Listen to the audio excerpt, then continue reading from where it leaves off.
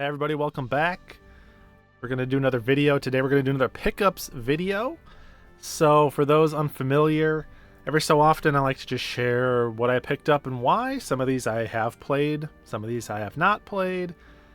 Good variety of stuff. You know, we've got some modern stuff, PS4, PS5. I've got some complete in-box, more collectible stuff like Game Boy Advance, some 3DS, Genesis, whole big variety. It'll be a good time. And usually I do my pickup videos over on Twitch. There's a link in every video's description if you want to come hang out on the Twitch channel.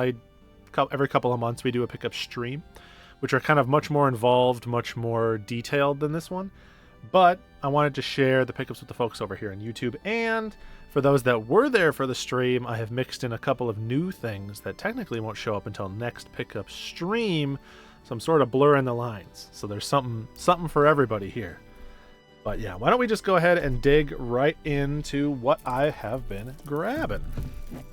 So we're going to start with a 4-pack of games. Well, it's 4 individual games, but I purchased them as a 4-pack. And that is Super Life of Pixel. And I'll talk about each of these individually once I go through them all. Heaven's Vault. Oh, I dropped a postcard. King's Bird and Seventh Sector. And they all came with these postcards as well that kind of match the title of the game. So why did I pick these 4 up? Let's start with kind of the main reason I grabbed this bundle, which was for Heaven's Vault. If you watched my Game of the Year video from last year, you know that a game that I really loved was Chants of Sennaar. Excellent puzzle game, kind of all about deciphering this runic language. And I had heard that Heaven's Vault plays very similar to that. And I didn't know that there was a physical edition, but it turns out that there is one put out by Strictly Limited. And so I went to pick that up. And I saw on their site that they had this bundle. It was kind of like 4 platform adventure games it was on sale at the time, I think for like $80. So I decided to pick up the bundle because a couple of these other games are interesting to me too. Seventh Sector, this is a game that I have seen before and it looked really interesting. It's a puzzle platformer. You play like as electricity going through the wire of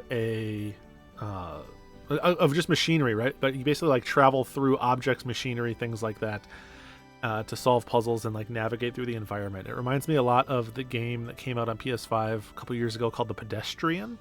Not that that was like an electricity themed game, but it was the same type of like navigating through road signs and like objects in a city. Very similar to that. So that one always looked cool to me. This is a game I actually have played on Switch, King's Bird. It's kind of a momentum based precision platformer. So like a Super Meat Boy, or honestly, probably the most like apt comparison would be something like Dust Force or N++. Kind of momentum based platforming and movement. It was pretty fun. I didn't get too far on Switch because I was playing on handheld mode on Switch at the time, and it's just too small of a game to really appreciate in handheld mode. Like your character's too tiny, so it'll be fun to play on the PlayStation and, you know, work towards the trophies and stuff like that. And then the last one, I didn't know anything about this one. This is the only one I was unfamiliar with, Super Life of Pixel. Turns out it is also a precision platformer. I can show you the back of the case there. Just kind of like a screen-by-screen based difficult platformer. It gives me almost I want to be the guy energy. So yeah, for like 80 total to grab those 4, some really fun kind of future platforming and puzzle games that I'll be able to check out. I do apologize. I already can tell you now, I will not have time to put any like gameplay footage into this video. I am getting married next week and my time is pretty limited. So you'll just have to trust me. We'll go with the screenshots on the back of the box, or you can look them up. Let's get through all the PS4 stuff. Next up on PS4, we have a game that I purchased completely on impulse because I'm kind of a jank hound. Don't know anything about it other than the company that published it, GS2 Games, produces Garbo. So this is definitely not going to be very good, or I assume it's not going to be very good, but it was $5 at a GameStop. You can tell from the sticker I did a really terrible job taking off. And it's pitched as like Mozart Adventure, Prague, the Golden City, reproduced in all its splendor for 1788. Over 30 hours of gameplay. Focus on that. You just have to trust me that that last blurry line is what that says. So I don't know anything about this. 30 hours seems like a lot. I don't know that I'm going to go all the way through 30 hours worth, but this is like perfect stream fodder. It'd be fun. Good jank exploration. So I'm excited to try that one out. I'm excited to try it out. A game I've played a teeny bit of, I think. No, I just saw a gameplay of it, and I knew I would like it.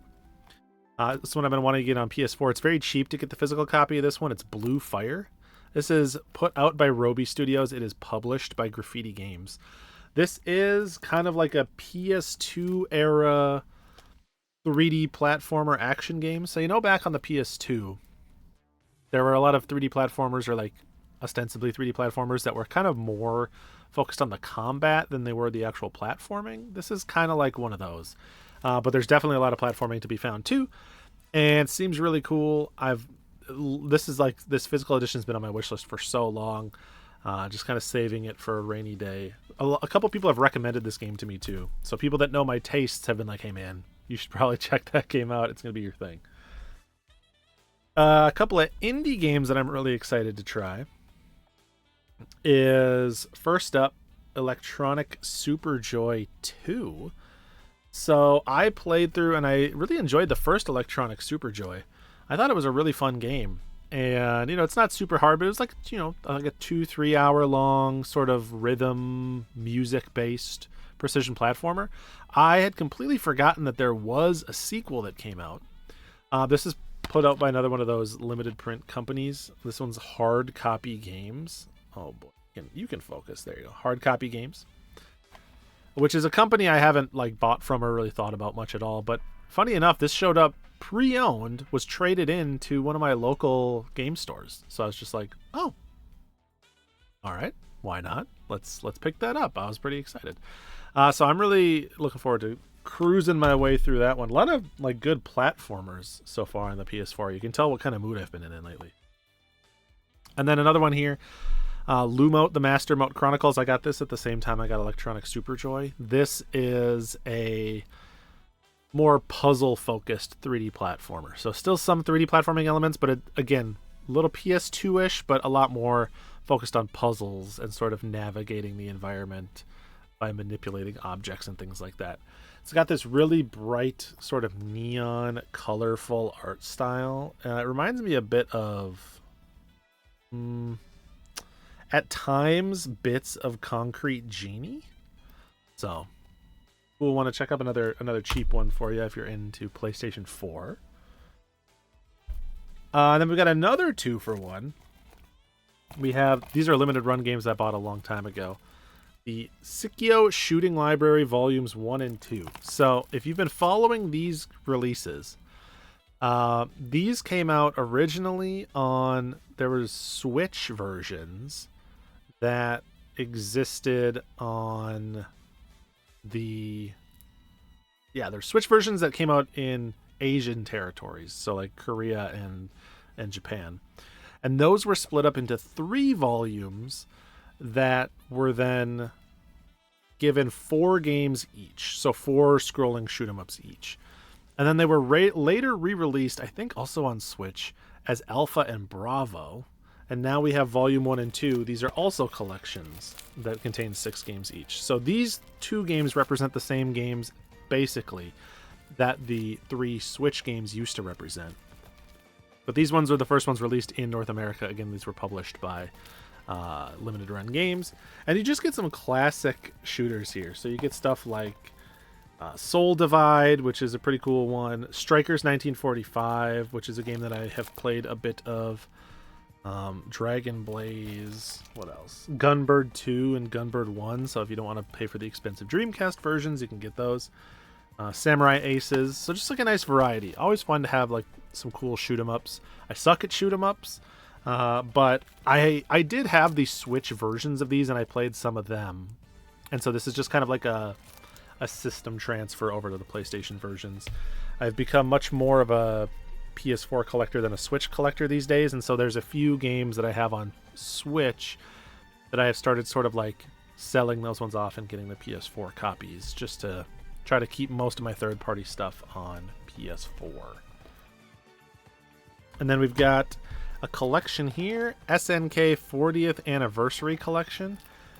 This is just a nice variety collection of SNK's very old games. So this is kind of SNK pre a lot of the Neo Geo fighters and stuff like that they're really known for at this point. This is like early days for them. Stuff like, you know, Athena, or I can name a second one for you, honestly, but Akari Warriors. Just a wide variety of like their arcade output in like the 80s and stuff like that. So I like to get like collections like this that are kind of fun to sample different games. Again, fun ones to trophy hunt on. This is also put out by Digital Eclipse, which is a company that has been doing really, really good work in terms of producing like high quality compilations with archival material and stuff like that. So I kind of wanted to support them, and I've been meaning to get this one for a while. It got kind of hard to find, and then it came back in stock, so I was like, all right, now's the time to pick it up. And then my last PS4? Yes, my last PlayStation 4 game to show you is another scrolling shoot 'em up. This is Aces of the Luftwaffe Squadron. This is a version with the DLC included. I think they all have the DLC included. So this is like a helicopter or like a more military focused scrolling shoot 'em up. So it looks a little bit like Steel Empire, or what's the name of that one that's on PS3? Under Defeat. That's also on Dreamcast.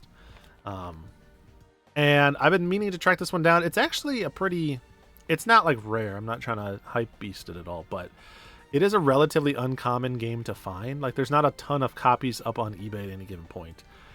And, you know, just like a cool scrolling shooter. So I was like, heck yeah, let's give that one a go.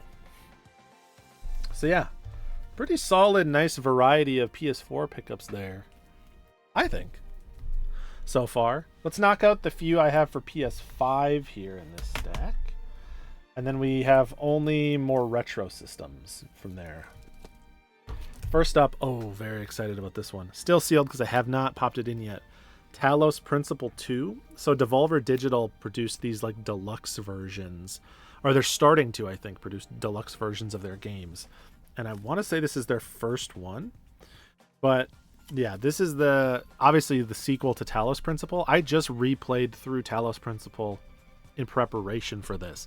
I mean, I had played Talos Principle in the past, but I went back and I finished it finally. I started a new file and played it all the way through. If you've never played either of these games, at least the original Talos Principle, it is a sort of like a physics puzzler, I guess is maybe the word to use. Something like Portal, right? Where you're in sort of these like contained sets of rooms where you're like, you know, connecting laser beams, using fans to move boxes and objects around, and solving puzzles in that way. Really fun, very challenging puzzle game. Just like a nice workout for your brain. And I've heard that the second one is really, really good. This came out in like December of 2023, I want to say. Might have been 2022. Am I going to be able to easily see? No, it just says 2024 because that's when the physical release was. And it kind of got, from what I've heard from people that have played it, it kind of got snubbed at like Game Awards time because people had basically already made their lists by the time this game came out, and they didn't have the time during the holidays to go in and play it. And so it's got a bit of like a sleeper hit cult classic energy to it right now. And so I love the first one, and this came with like a cool art book and everything, so I cannot wait to pop that second one in. I just got to find the right time. I have a lot of like gaming projects going right now. I'm playing certain games for my indie games podcast. I have for my other podcast, Polykill, we do a challenge to play games that match certain criteria on a bingo board, and I'm trying to, you know, satisfy bingo squares for that board. And so when I have sort of like a free gap where I can slot this one in, I will. This one is a game I didn't know had a physical release, and shout out to For Real Fan, who gave me the heads up to this one in my chat on Twitch. They said it was on Amazon for nice and cheap. Killer Frequency. So this is a horror game, or, you know, a scary-ish game, where you play, I think, as a radio DJ, and you're helping survivors to like escape from a killer within the confines of your radio station. And it's, you know, it's like your decisions can impact the outcome. People can live or die, that type of thing. It's got this nice like 80s slasher movie vibe going on. And it was less than $20 when I picked it up. So I had heard about this one last year. I thought it was only on Steam, but I guess it got a PS5 version. And I love playing horror games in October. This is probably one that I will check out this year. Good. And then, oof, I finally got from I Am 8-Bit my physical copy of Sea of Stars, which comes with this beautiful slip cover with this gorgeous artwork. Love this game. If we slide it out, you can see it's got a map in there. There's the map, and there's the really just top tier artwork for this game. This is by Sabotage Studios, the same folks that did The Messenger. For folks that did not play Sea of Stars or hear about it, this is a turn-based RPG, very much, you know, calling back to and paying homage to games like Chrono Trigger. And I played through it last year, really loved it, thought it was a really good time. And I immediately ordered the physical edition as soon as it went up on pre-order, and it finally just shipped. So I'm happy to have this as like a representation of the game that I played through and really loved. All right, let's go with some Nintendo 3DS. We got 5 games to talk about here. First up is another limited run pre-order. This is Shantae and the Pirate's Curse. This was the last 3DS game I think that Limited Run put out, which was a bit of a whimper because it was just a reprint under a different publisher of a game that already existed. But I really appreciate the 3DS, and it kind of felt fitting to get the last send-off for that system. Plus, this is a game that I have not played through yet, and I didn't own the other 3DS version of it. So to me, it makes sense to pick it up. And yeah, I do the Shantae games I have played, which are Half Genie Hero and the original Shantae, I both really liked. So I'm sure I'll like this one too. I think this is one that has a pretty good reputation. I just haven't, you know, found the time or gotten around to it, but I certainly will. We've got some Pokemon Ultra Moon. This is a game that I just didn't have on the 3DS in my Pokemon collection. This generation, Sun and Moon, is probably my least favorite Pokemon generation, but I have not given the Ultra games a try. I don't own Ultra Sun either. And this is just one of those situations where I got a nice cheap auction on eBay. I just kind of put in my bid. Said this is what I'd pay under the market rate. It worked out, and now I have a copy. So I don't know when I'll get around to that one. Honestly, it's hard for me to find the time to play a Pokemon game that isn't a new Pokemon game. And so we'll see. I will get around to it, but hard to say. Kind of Poke-adjacent, we have another 3DS game. This is Fossil Fighters Frontier. Now, if anyone's played this one, I would love to know your thoughts on it. This is one that I have not played the original Fossil Fighters on DS, although I have heard good things. But I really think that this game sounds like it could be a lot of fun. You know, it's sort of navigating around, doing archaeology, battling these different like dinosaurs and stuff like that. Hopefully it's not too kiddie. Like, I know it is aimed at a younger crowd, but so is Pokemon. And so I'm hopeful that this one will still be enjoyable to play through and not be too like dialogue heavy or overly simplistic. But it's one that is just kind of like, I'm cleaning up my 3DS wish list. There's not much left that I really wanted, and I wanted to grab this now while I could, as 3DS stuff is like exiting. It's just becoming less common to see in local retro stores, or certainly in like GameStops and stuff like that. Another game that I was really happy to get, I kind of already had it, is Freaky Forms Deluxe. So this is more like a creative expression tool than it is a game. I mean, it's a game, that's not true. Than it is like a traditional game. There's not really objectives. It reminds me a lot of Electroplankton on the DS, where it's just kind of like something to goof around with, or to just like express creativity through. This is a game that was digital on the 3DS, and then Nintendo, put out this physical version. And for a long time, I had just the cart. I had gotten it in like a lot of other games. It was just sitting in a drawer in my closet back there.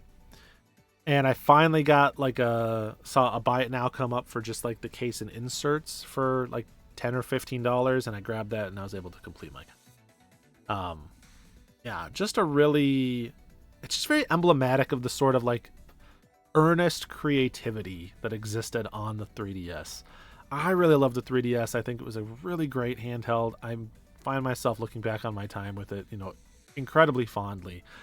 And this is the type of thing that I think represents some of the better aspects of what made that system great. Is stuff like the AR cards or like Spirit Camera, creative implementations of its systems, and just like trying fun things, one-off ideas, things not being quite so like polished and high budget in a way. I can't fully describe it, but this feels like what the 3DS is to me.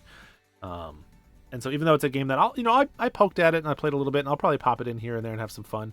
It's more of a represented in my collection as something that is meaningful to the spirit and the sort of essence of the 3DS library.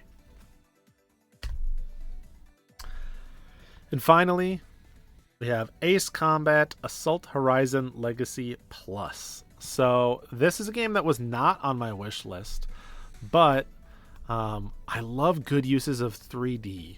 And if I'm being honest, this was sort of a deal snag. So if folks are unaware, there's the Ace Combat Assault Horizon Legacy, and then there's Legacy Plus. There was this re-released version that addressed some issues and patched some things with the game. And the Plus version is much more collectible because it was much less common. Came out much later and was not as easy to get a hold of. And I just so happened to be looking up 3DS listings, and someone listed a copy of Ace Combat, but they didn't list it as the Plus version. They priced it as if it was the original version. And there's like a $50+ difference. And so I was like, oh, snap. So I grabbed that. And I was like, this is kind of my one opportunity to try this game out. And if I'm going to try it out, I want to have the Plus version. So now I can try it, check out this sort of like flight combat in 3D, which is probably a perfect marriage of two ideas. I think it would actually work really well. That's probably why this game came out early on the 3DS. And I'll be able to kind of give my opinions on it. I'm actually looking forward to trying that one out here, probably in the near future. I think that could be a lot of fun. All right. We have one PS2 game to show, and it is Dark Watch. Now, this is not just any copy of Dark Watch. For folks that are familiar with Dark Watch, this is the big box version of Dark Watch, which is much, much less common. Now, this is not a complete big box, unfortunately, but it's still very cool to have the outer box. So inside it has, a retail copy of the game, and there's nothing else in mine. The reason that this game came in a big box, from what I've been able to sort of ascertain in my research, is that I think this was probably like a launch or a pre-order promo or something like that. It came bundled with a t-shirt, a Dark Watch like promotional t-shirt with one of the characters on the cover. And you can still buy the t-shirts on eBay. They're not super cheap. They're actually not cheap at all. They're like $100. But you can buy the t-shirts separately. And it just came, vacuum sealed alongside a copy of the game. But this is a game that, I want to play. It's a Capcom sort of 3D third-person shooter, vaguely horror adjacent type of game. And I was able to find this copy, which was just at a local game store priced as a regular copy. And I was like, oh, I've never seen that outer box before. That's very interesting. And I tried looking it up on eBay to see what the deal was, and there were no copies listed or sold. And I was like, oh, so this is a pretty uncommon box. And I was able to do some additional digging on YouTube and stuff to figure out some of the details I just shared with you. But yeah, I will at some point track down the t-shirt and add this to the bundle. And even though it's not in great condition, it's kind of like a neat little PlayStation collectible to have. The stack next to me is getting very precarious. 360. So everyone out there has been getting 360 FOMO. They've been buying up all the 360 games that they want. I have most 360 stuff that I want to have already, thankfully. There's a few things I wouldn't mind having, but now that they're really expensive, I'm pretty much okay. But one of the things that was on my wish list that as soon as I saw the FOMO happening, I was like, I gotta get my copy now before it goes ridiculous, is Darkest of Days. So I've wanted this one forever because it's like a janky early 360. Well, I don't know how early it is. I think it's like 2009, right? It's always so hard to find a date on these things. Yeah, 2009. So kind of mid-cycle for 360. But it's a first-person shooter that has like time travel aspects. It's supposed to be not great, but like in kind of a fun way. Easy 1,000 achievement points if that's the type of person you're that would buy Darkest of Days. If that's you, there's your reason. But I wanted to check this one out, and it's the exact type of game that would go up in price, and it did go up in price. You know, it is exclusive, it's obscure, it's not super common, and it's the type of game that people will want to go back and experience because it's probably not going to ever get ported forward in any meaningful way. Even if it is on Steam, people don't really count that for whatever reason. And so I put in some best offers on a bunch of different copies, and one of them bit at a pretty good price, and I got it before it got too ridiculous. So that's one that will be streamed for sure. Then we have some setup for this game. This is a Sega Genesis game. I have friends that go shopping for me. So they live in another state, and whenever they happen to be in a retro game store, they're awesome, and they will send me a bunch of pictures of everything that is available at the store. Suddenly my Facebook Messenger will light up, and I'll have like 40 pictures. And they'll be like, what do you want, if anything? And then I'll tell them what I need if that's available there, and I'll pay them back, and next time I see them, they'll give it to me. So I get little like care packages from them. But they sent me some pictures, and this game was in there. I had never seen this game before personally. And I looked up footage of it, and I was like, oh, that game looks rough. Like not good. And so I was like, you know what? It's rough enough. We might be able to have some fun streaming it. So I had them grab it for me. It is a copy of CyberCop on the Sega Genesis. It is complete. This is like a first-person maze action shooter game. The music is just awful in this. So grating. And it does not look fun. It looks really slow and it looks painful, but I think we might be able to goof around and enjoy an hour or two of time on the stream with that one. And who knows? You can't always judge a game from 5 minutes of like scrolling along through the YouTube gameplay footage. Sometimes you got to just experience it yourself. All right, final two games. First one up here, we have Super Monkey Ball Jr. This is a complete copy on the Game Boy Advance. And I just love the idea of making frickin' Monkey Ball work on the GBA. You know, that hardware, which is essentially a Super Nintendo running Super Monkey Ball, that's freaking awesome. And this is still a very affordable game, thankfully. This isn't one that people think of. This one's published by THQ, but I would love to own the subset of all of the sort of Sega games that got ports or versions on Game Boy Advance. So there's, Choo Choo Rocket has a port. There's Jet Grind Radio. There's a bunch of interesting stuff. Space Channel 5. And I'd like to grab all those. That was one, and I can't wait to check that one out. Good one for the Analog Pocket.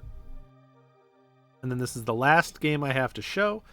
This is one that my fiance spotted and grabbed when we were out at like a local store. Not a local store, but like a store like a half an hour from us, doing some shopping before we got some coffee.